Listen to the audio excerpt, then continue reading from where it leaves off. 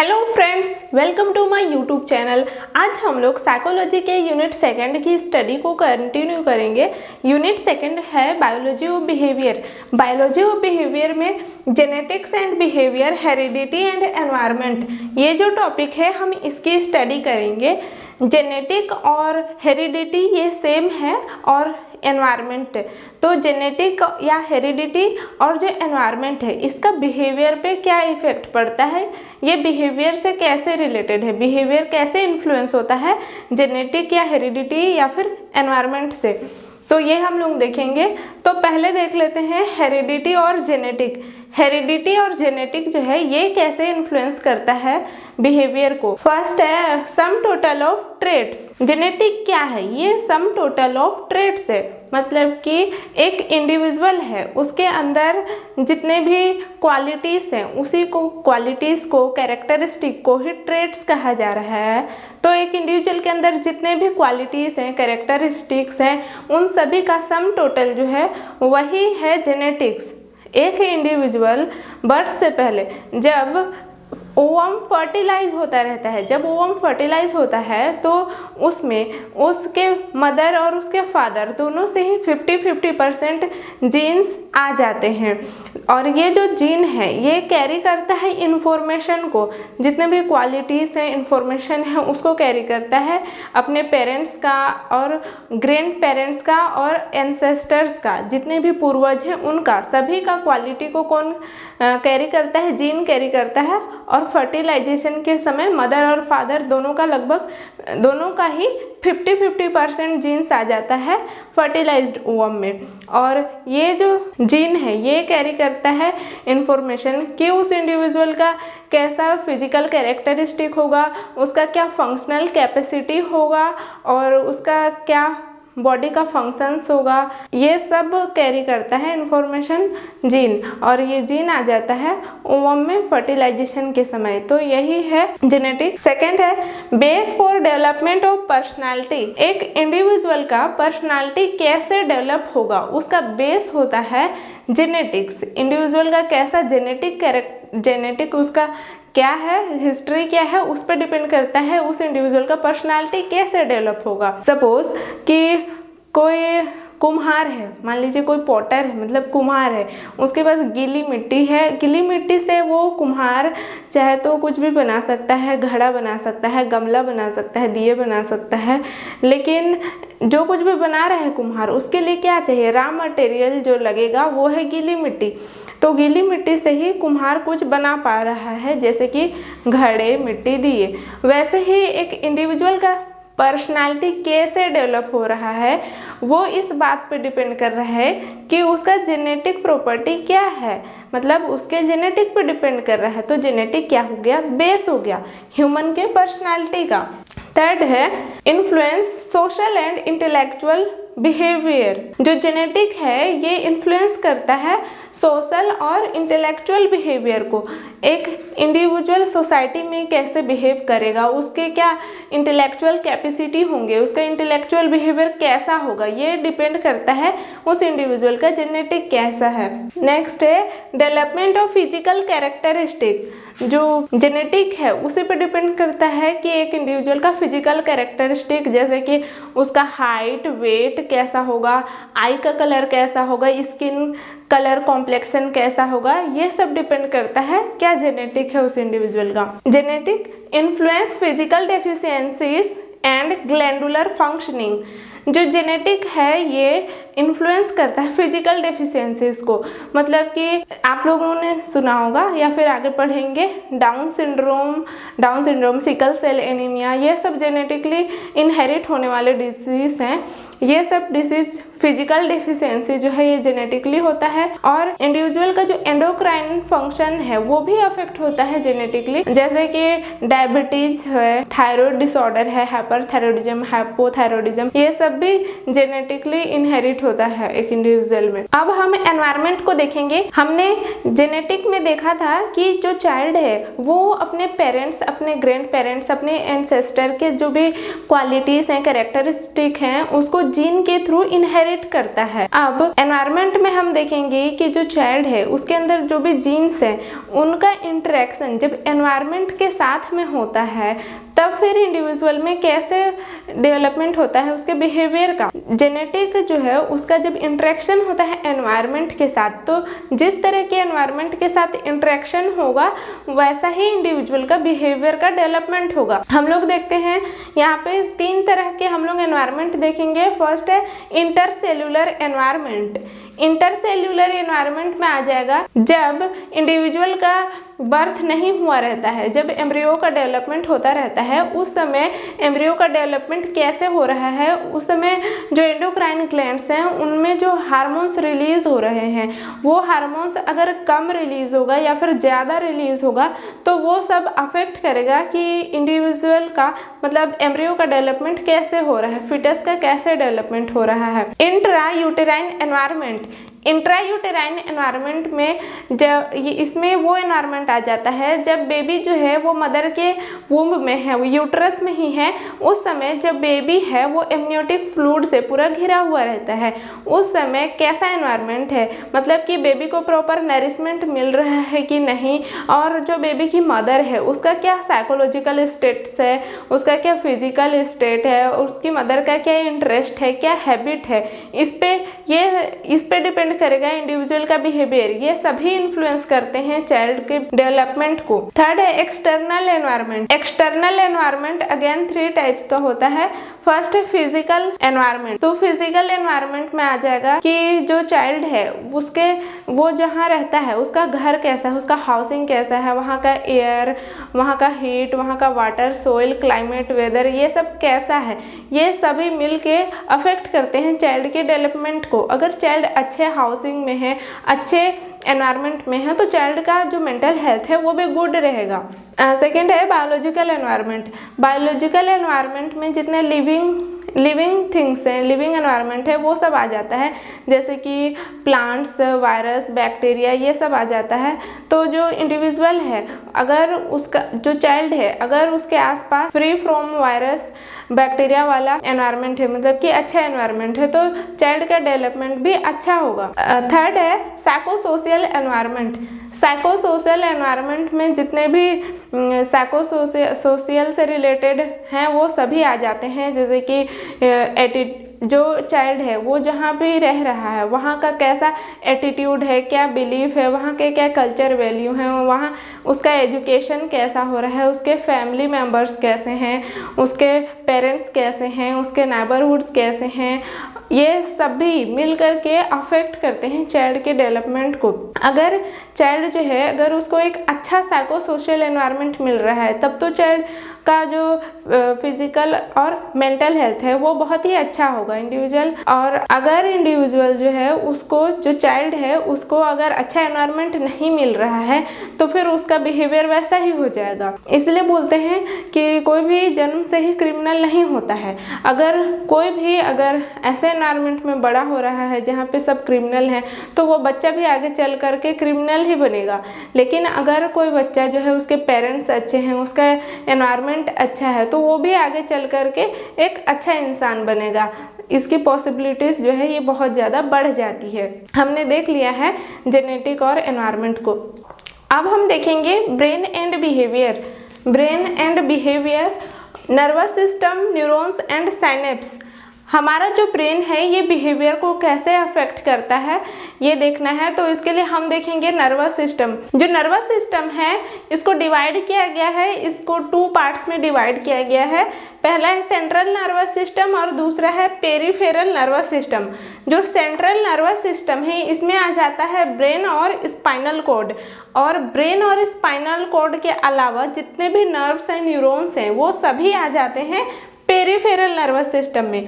और जो peripheral nervous system है ये अगेन 2 टाइप्स होते हैं इसके, सेंसरी डिवीज़न और मोटर डिवीज़न। सेंसरी डिवीज़न में वो न्यूरॉन्स आ जाते हैं जो कि बॉडी से जो भी सेंस है उसको लेकर के स्पाइनल कॉर्ड और ब्रेन तक लेकर जाते हैं, वो आ जाते हैं सेंसरी डिवीज़न में। और मोटर डिवीज़न में वो न्यूरॉन्स आ जाते हैं जो ब्रेन और स्पाइनल कॉर्ड से इंफॉर्मेशन को और बॉडी में लेकर के जाते हैं। मोटर डिवीज़न, इसके अगेन 2 टाइप्स होते हैं, सोमैटिक डिवीज़न और ऑटोमेटिक डिवीज़न। सोमैटिक डिवीज़न को वॉलेंट्री डिवीज़न भी कहा जाता है। हम अपनी इच्छा से अपना हैंड का मूवमेंट कर रहे हैं, पैर का मूवमेंट कर रहे हैं, ये जो मूवमेंट हम अपनी इच्छा से कर पा रहे हैं, इसके लिए जो न्यूरॉन्स इन्वॉल्व होते हैं वो न्यूरॉन्स आ जाते हैं वॉलेंट्री डिवीज़न में या फिर सोमैटिक डिवीज़न में।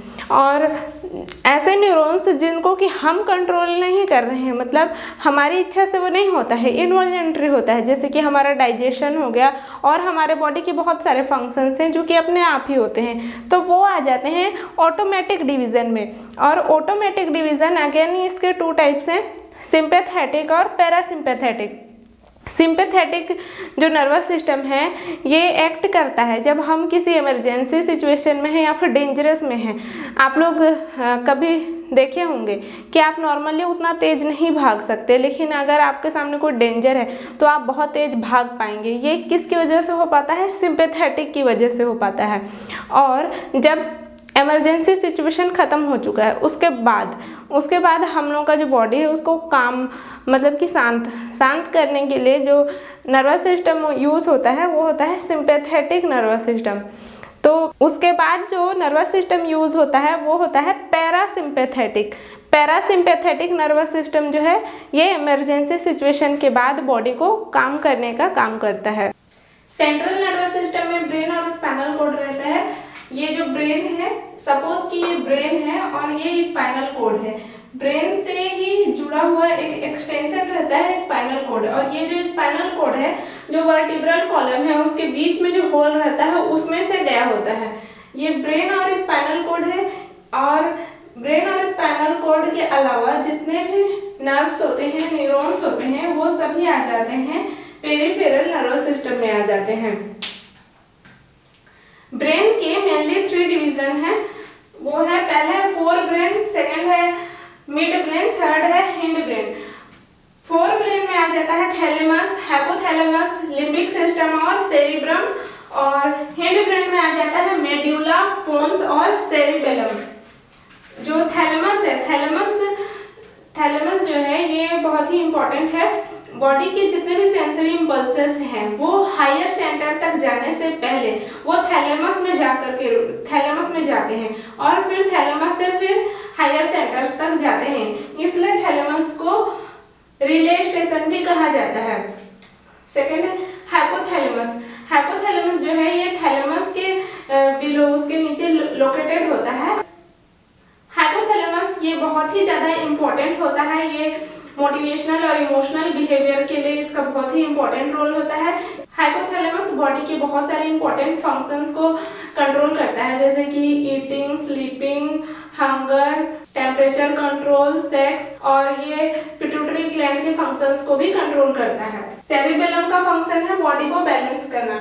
नर्वस सिस्टम जो है पूरा वो न्यूरॉन्स से मिलकर के बना होता है। न्यूरॉन्स सेल है एक तरह का, न्यूरॉन्स को सपोर्ट करने वाले स्ट्रक्चर को न्यूरोग्लिया कहते हैं। हम लोग न्यूरॉन्स का स्ट्रक्चर देख लेते हैं। ये न्यूरॉन का एक स्ट्रक्चर है, न्यूरॉन सेल का। ये वाला जो पोर्शन है ये है सेल बॉडी, और ये सेल बॉडी से ही ये ब्रांचेस निकले हुए हैं, ये है डेंड्राइट्स, और बीच में ये है न्यूक्लियस, और ये जो स्ट्रक्चर है ये है एक्सोन। और एक्सोन जो है ये कवर हुआ है माइलिन शीथ से, ये है माइलिन शीथ, और एक्सोन ही आगे चल करके इस तरह का स्ट्रक्चर बनाता है। और ये जो गोल गोल दिखाई दे रहा है ये है टर्मिनल बटन्स हैं। ये है न्यूरॉन्स का स्ट्रक्चर। तो जो इम्पल्स होता है, स्टिमुलाई है, वो डेंड्राइट्स में आता है इम्पल्स, और जो डेंड्राइट से आता है सेल बॉडी में।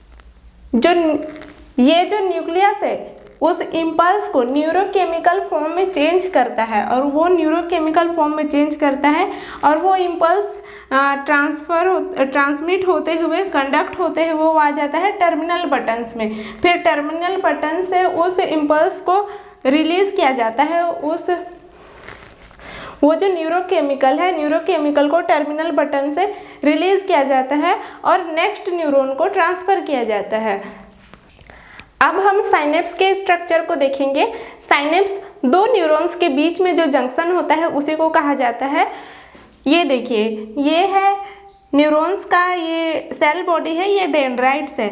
और इसके पहले वाला जो न्यूरॉन था उसका ये टर्मिनल बटन्स है। तो ये जो टर्मिनल बटन्स है और जो दूसरा न्यूरॉन है उसका जो डेंड्राइट्स है उसका ये स्ट्रक्चर है, बड़े करके यहाँ पे स्ट्रक्चर बनाया है। ये जो पहला जो न्यूरॉन होता है इसको प्री साइनेप्टिक न्यूरॉन बोलते हैं, जहाँ से इम्पल्स आएगा। और प्री साइनेप्टिक न्यूरॉन से जो इम्पल्स है वो पोस्ट साइनेप्टिक न्यूरॉन को ट्रांसफ़र होता है।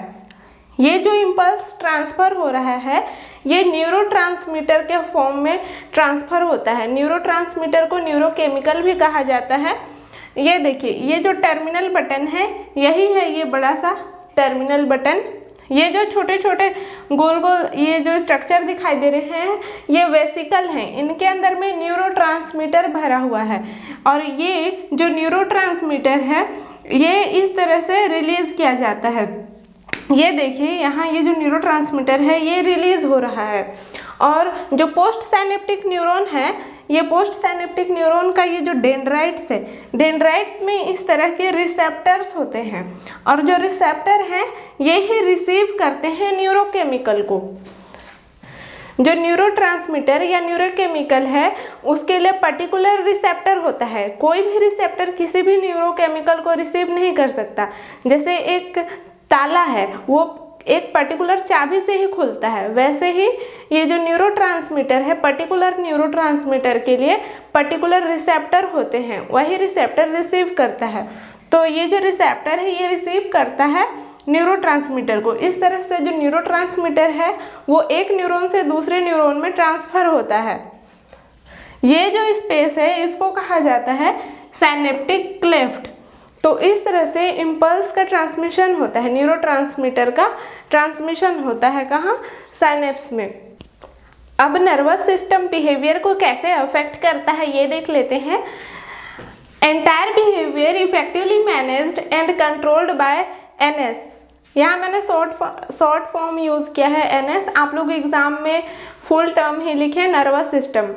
तो यहाँ ये कहा जा रहा है कि ह्यूमंस के जितने भी बिहेवियर हैं सभी बिहेवियर को इफ़ेक्टिवली मैनेज और कंट्रोल किया जाता है। किसके थ्रू?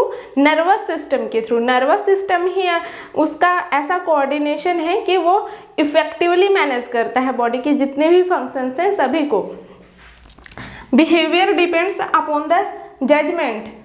कोई भी इंडिविजुअल एक पर्टिकुलर सिचुएशन में कैसे बिहेव कर रहा है ये इस बात पे डिपेंड करता है कि उसका जजमेंट कैसा है। इसके लिए एक एग्जांपल है, जैसे कि कुछ अल्कोहल एडिक्टेड पर्सन्स हैं उनको डी एडिक्शन सेंटर में रखा गया है। तो डी एडिक्शन सेंटर में वहाँ के जो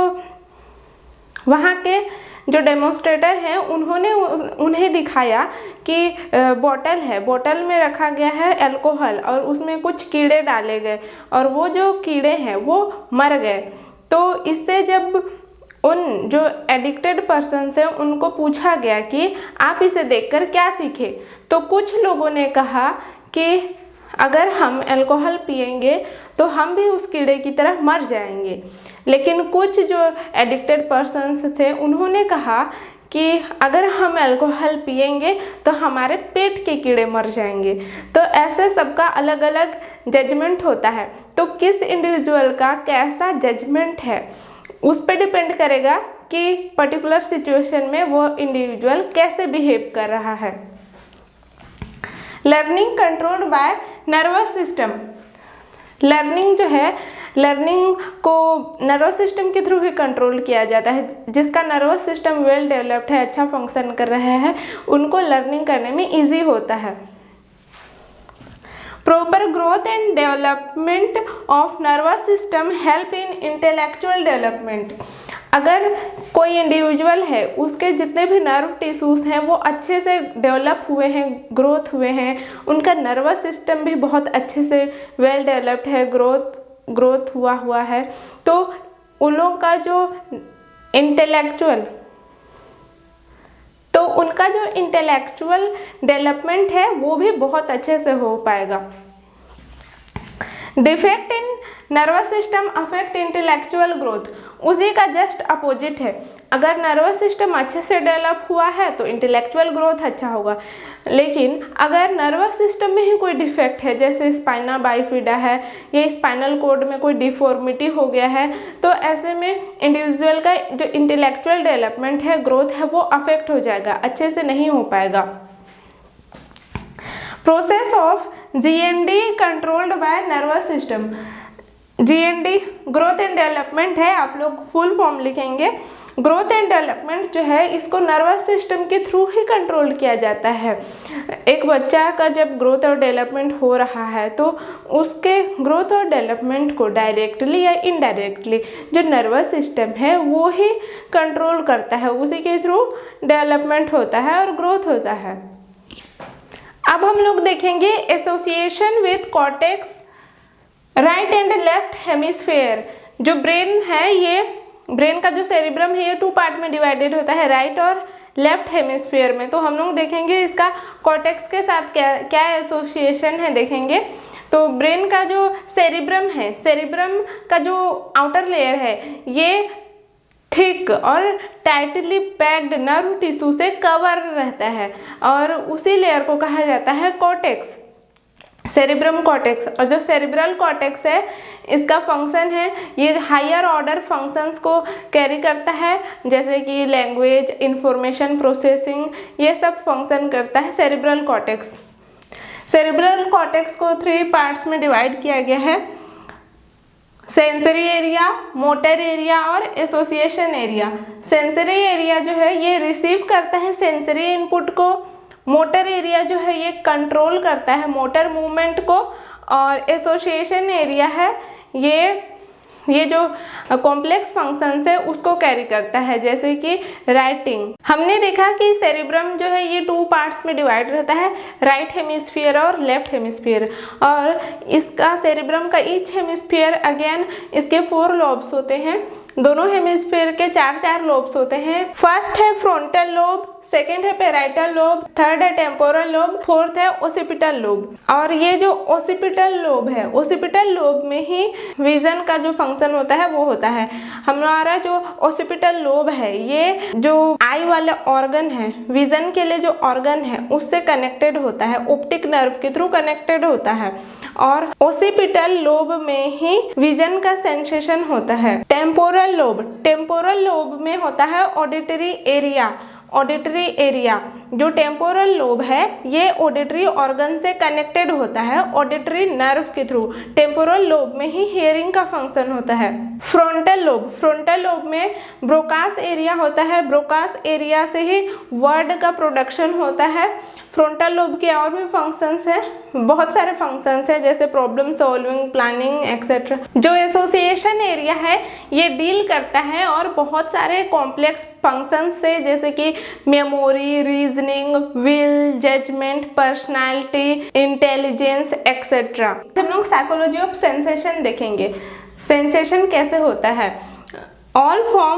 All form of behavior have biological and physiological base। Individual का बिहेवियर, जितने भी तरह का बिहेवियर है, ऑल काइंड ऑफ बिहेवियर, और बिहेवियर का जो भी टाइप है, शेप है, वो उसका जो बेसिस होता है उसका बायोलॉजी और फिजियोलॉजिकल फंक्शन। उस पर्सन का बॉडी कैसे है, उसका बॉडी के जो फिजियोलॉजिकल प्रोसेस है वो कैसे हैं, उस पर डिपेंड करता है। बिहेवियर बेस्ड ऑन स्टिमुलाई, जो बिहेवियर है वो बेस्ड होता है स्टिमुलाई पे। ह्यूमन में 5 सेंसेस होते हैं और जो 5 सेंसेस हैं इसमें रिसेप्टर होता है। रिसेप्टर जो है रिसीव करता है स्टिमुलाई को, तो कैसा स्टिमुलाई आ रहा है उस पर डिपेंड करता है इंडिविजुअल कैसा बिहेव करेगा। स्टिमुलाई रिसीव्ड बाय रिसेप्टर, जो स्टिमुलाई है उसको रिसेप्टर के थ्रू रिसीव किया जाता है। हमारे बॉडी में रिसेप्टर्स 2 टाइप्स के होते हैं, फर्स्ट है एक्सटर्नल रिसेप्टर और सेकंड है इंटरनल रिसेप्टर।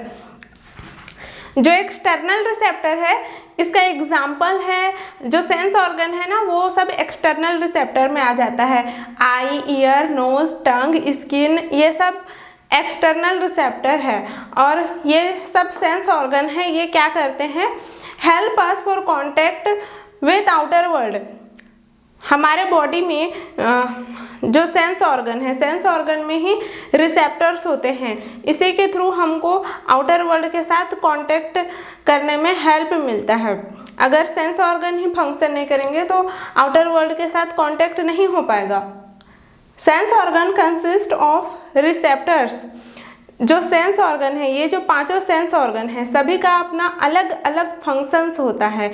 और ये जो सेंस ऑर्गन है, इनमें स्पेशलाइज्ड सेल्स होते हैं और इसमें जो सेंसरी न्यूरॉन है, सेंसरी न्यूरॉन का नर्व एंडिंग्स होता है और उस नर्व एंडिंग में रिसेप्टर्स प्रेजेंट होते हैं और रिसेप्टर ही बाहर से कुछ स्टिमुलाई आता है तो उसको रिसीव करते हैं और फिर उसको इम्पल्स के फॉर्म में ब्रेन तक पहुंचाते हैं।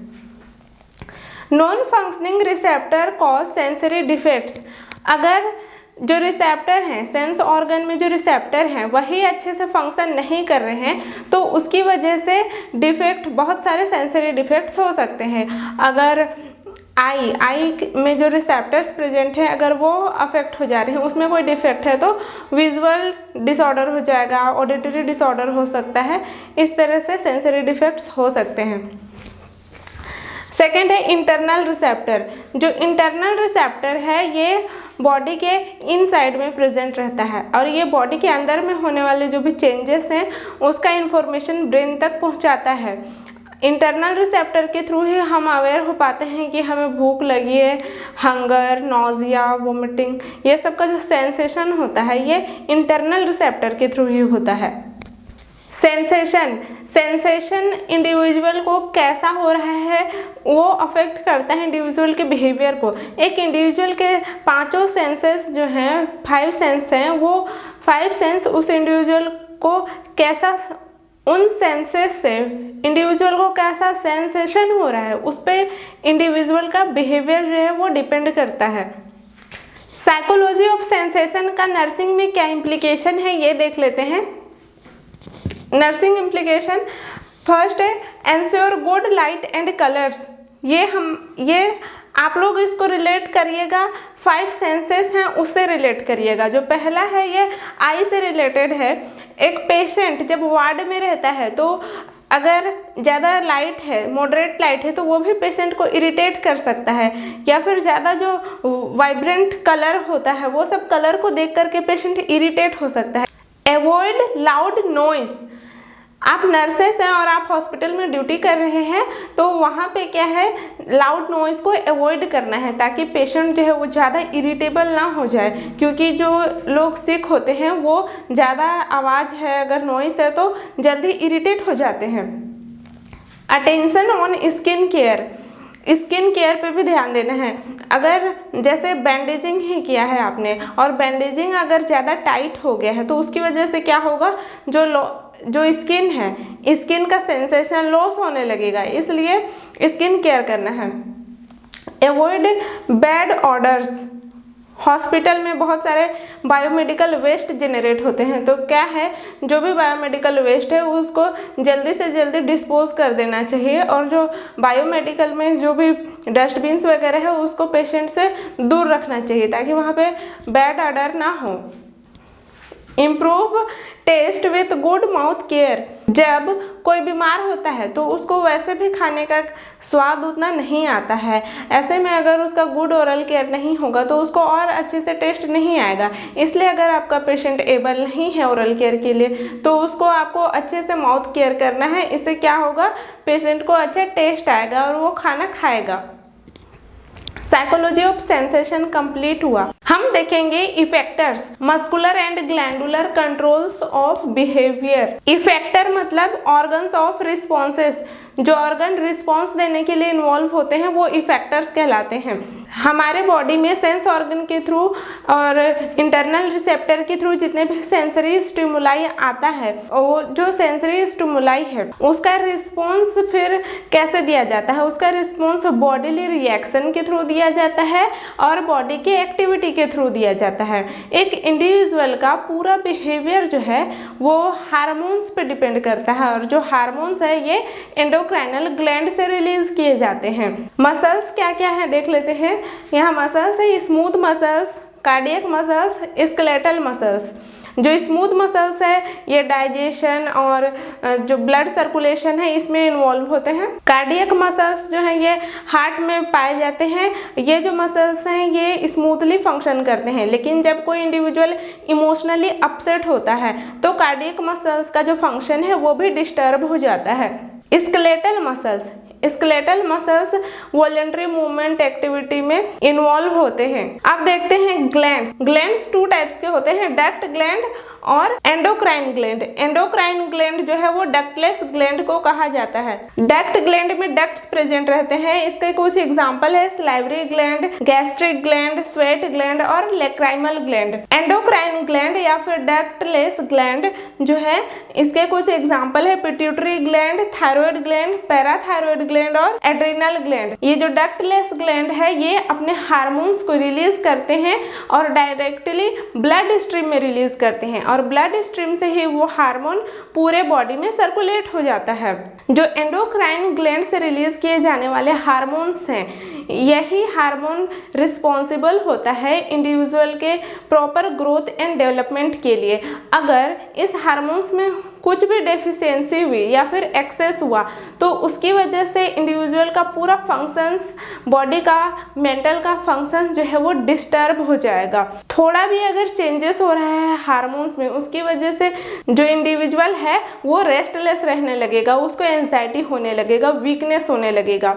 एक इंडिविजुअल जो है उसका थिंकिंग एबिलिटी, उसका रीजनिंग एबिलिटी और डिसीजन मेकिंग एबिलिटी ये सब डिपेंड करता है कि उस इंडिविजुअल का एंडोक्राइन ग्लैंड का हेल्थ कैसा है। मतलब कि जो एंडोक्राइन ग्लैंड है, मसल्स है, इसका जो हेल्थ है ये इंडिविजुअल के बिहेवियर को अफेक्ट करता है। अब हम देखेंगे nature of behaviour of an organism. एक ऑर्गेनिज्म, यहाँ पे ह्यूमंस को ले लीजिए, एक इंडिविजुअल का जो बिहेवियर है उसके बिहेवियर का क्या नेचर होगा, कैसे इंडिविजुअल बिहेव करता है, क्या इंटीग्रेटेड रिस्पॉन्स होता है, उसको हम अभी देखेंगे। तो कोई इंडिविजुअल जो है वो कैसे बिहेव कर रहा है उसके लिए क्या इंटीग्रेटेड रिस्पॉन्स है। नर्वस सिस्टम में जो भी एक्टिविटी होता है उसको यहाँ पे 3 ग्रुप में डिवाइड किया गया है, सेंसरी, इंटीग्रेटिव और मोटर।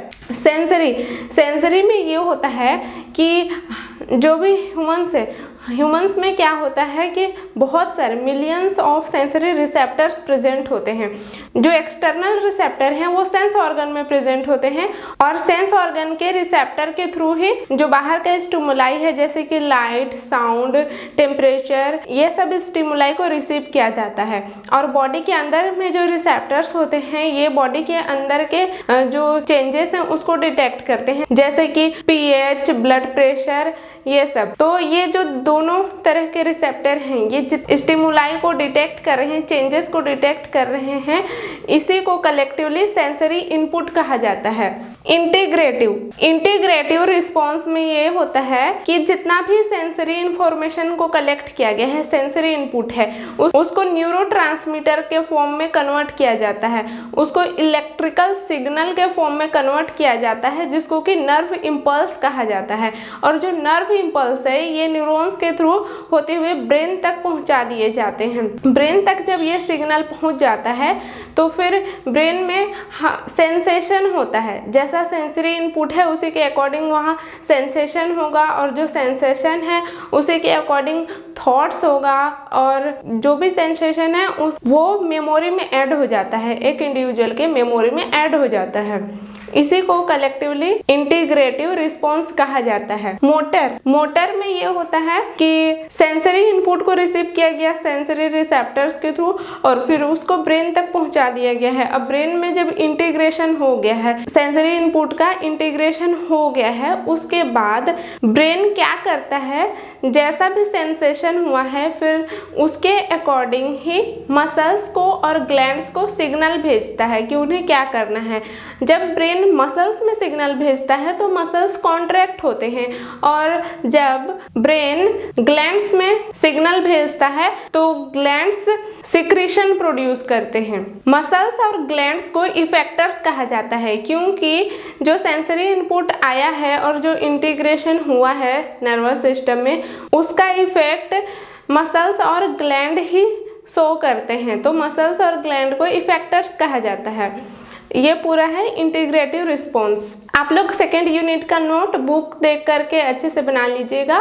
सेकेंड यूनिट कंप्लीट हुआ। आई होप आप लोगों को क्लास समझ में आई होगी। Thank you.